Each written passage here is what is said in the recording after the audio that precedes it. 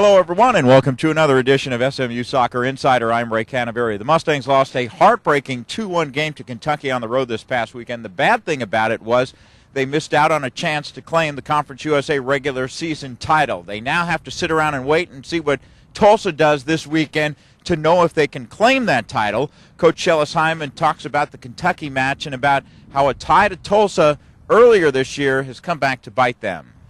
Yeah, the Kentucky game was a really good game for us. I was so pleased with the way our team played. Dane Sanchez was very, very effective out wide, as we had an injury to Scott Corbin, and we had lost Ryan Mirsky for his 5th yellow, so I was very pleased with the performance.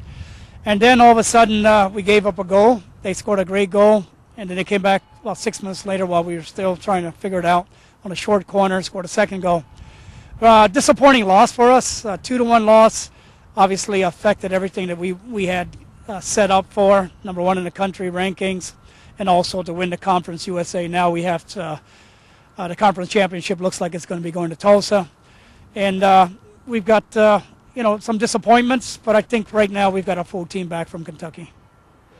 Yeah, it really does. I thought we played very well against Tulsa because we had just come off a loss against Washington, and Chad started for us. It was his first time going out there starting for us and doing that well. He had played against Washington, but he didn't have a great game. I thought he had a very good game against Tulsa. Unfortunately, he picked up his second yellow. We were down a man for about 50 minutes, and I was disappointed we gave up a goal that late, but at the same time, a lot of credit to Tulsa, and then a lot of credit to SMU for not giving up a second goal, a man down in overtime. SMU assistant Tim McClemments talks about the Kentucky match and about what they need to sharpen on as they head down the final stretch of the season. Well, obviously disappointing. We felt like we played very well for most of the match. We possessed the ball well, generated a ton of opportunities, and unfortunately we didn't finish. And we came across a goalkeeper that was hot, and all credit to them. They did a great job defending, and we weren't able to put the ball in the back of the net. Made a few errors in the back, and they scored, and then we end up losing. Well, it's all the little things. We have to be better 1v1 defending and making sure we don't have runners slip through into the box, and that caused us problems against Kentucky. And we got to do a better job at the offensive end, and that's just surely just putting the ball in the back of the net. We're generating opportunities, which is difficult to do. We're getting quality opportunities. Now we just need to put them away. Things started out well for the Mustangs in the Kentucky match. For more details about it, let's go to the highlights. The SMU Mustangs came into their road match with Kentucky seeing everything going their way. They had just been named the #1 team in the country by Soccer America. They hadn't lost a match in nearly 2 months, and a win against the Wildcats would give the Ponies their 4th straight regular season conference championship. However, Kentucky came into the match on a bit of a tear of their own. They've been playing good football lately, and on senior night at the UK Soccer Complex, they were itching for an upset. However, it was the Mustangs who struck first. Defender Patrick Clendenny sent a high ball to the top of the box that found Bruno Guarda. His splendid heel flick found Scott Geppert, who took it from there with a brilliant shot far post. It was Geppert's 5th goal of the year. Guarda picked up assist number 7 of the year. The Mustangs continued to apply offensive pressure throughout the first half. Here, Adrian Chavanis makes a great run into the 18, only to see his brilliant shot stopped by Dan Williams. Several minutes later, Bruno Guarda broke free near the top of the box, drew 2 defenders, and laid off a perfect pass to Geppert, who almost made it 2-0. The lead held up until the 60th minute when freshman C.J. T'Pol spun down the left channel and placed a beautiful cross that found the head of Tim Crone, who hit netting. In the 65th minute, Crone struck again. This time it started on a short corner. Crone's head ball hit the bottom of the bar and bounced over the line. But there was no quit in the Mustangs as they continued to push the play and nearly leveled the match several times. But on this night, it was not to be. The loss was the first for the Mustangs since September the 16th and dropped their overall record to 11-3-2 and 6-1-1 in Conference USA. Freshman defender Chad Bauman shares his thoughts on the Kentucky match and about whether they will use this as a motivator or just shake it off and move on to this week's play. The Kentucky game, I thought we pretty much dominated the whole game, but We just couldn't finish the easy opportunities. It seems like we finished the hard ones and got close to scoring, but we made a few defensive mistakes, and then after that, once they scored, they kind of got the momentum, and it went downhill from there. Actually, a bunch of people think that loss actually hurts us, but I really think it's going to help us in the long run, because to be a championship team, you got to know what it's like to lose and come back from that, and that's hopefully what we're going to do. We need to respond. Coach Hyndman has his team in position to make its 14th straight NCAA tournament appearance. He talks about what sets the 2007 team apart from other teams he's coached. I think there's a lot of maturity on this team, and the players are focused. The thing that I like about this team, I think they work hard. I think we're also have depth.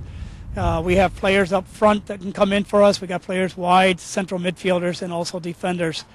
And Craig proved to us that we also have a good backup in the goal. So I think the thing that's going to take this team farther is the fact that we have some great depth, and if we're injured or a player's not playing well, we have the ability to make some changes. Coaches Hyndman and McClemments talk about their upcoming matches this week and about not being able to control their own fate. Absolutely, Bradley is going to be a great game. Missouri Valley Conference opponent when we were in the conference.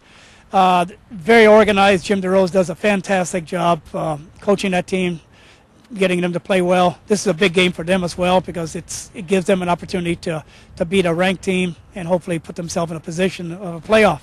It's a big game for us because we have home game, and Bradley right now is sitting with 11-3-2 record. And we need to get a good result after the result with Kentucky. We need to come back with a good win. And then with Central Arkansas, that will be the end of the year, senior day. So I think our boys will be prepared to play. Yeah, you know what? We were in a great position, and it was something that we talked about for weeks. And so it was disappointing. But again, Kentucky, they didn't fold. The three things that happened in that game that I think were difference makers was one, we didn't have one of our better defenders, Ryan Mirsky, with us. The second thing was we missed some great chances for goals. Their goalie either made some fantastic saves or we missed them. And the third thing was we just kind of lost concentration a little bit, and for that 6 minutes we were very suspect. So hopefully we've learned from all those things, and we got Mirsky back, and I think we'll be a better team because of that. Yeah, Bradley's a tough team, and they're fighting for position. Hopefully, for postseason for them, obviously in the Missouri Valley Conference, and then potentially a bid to the NCAA tournament. So, and we're in a position now. We don't want to give up our spot. So, it's going to be a tough match. They schedule to play us because they want to play some of the top teams in the country, and I think they're going to be ready to play us. It'll be a good match. Exactly. It's a learning process. We let one slip away. That's the bottom line, and we can't get it back. But we need to move on and do the best that we can with the games that we have in front of us. And that starts with Bradley. And we're here at home. I'm glad we're home. We got two more games. Bradley and then Central Arkansas, and then we got the conference tournament, which that's when things start heating up. Bauman talks about the team's confidence right now and about their upcoming games at Westcott Field. Okay, our team's confidence over the season, it has grown, and even though those losses seem like they've hurt us, but they've really helped us with our confidence, and I think we're learning from those mistakes, and it's going to help us into the tournament. Yeah, the games are going to be tough, but I think it's good for us going into the conference tournament and the NCAA championship tournament. So, it's going to get us nice and prepared for a tougher road ahead. The Mustangs have two games coming up this week. Wednesday night it will be a very good game against Bradley, and then 2 nights later against Central Arkansas. Both those games will be 7:30 kickoffs. Hope you can make it out to Westcott to support the boys. On next week's episode, we'll get you ready for the Conference USA tournament. I'm Ray Canaveri. This has been another edition of SMU Soccer Insider. Until next time, so long, everyone.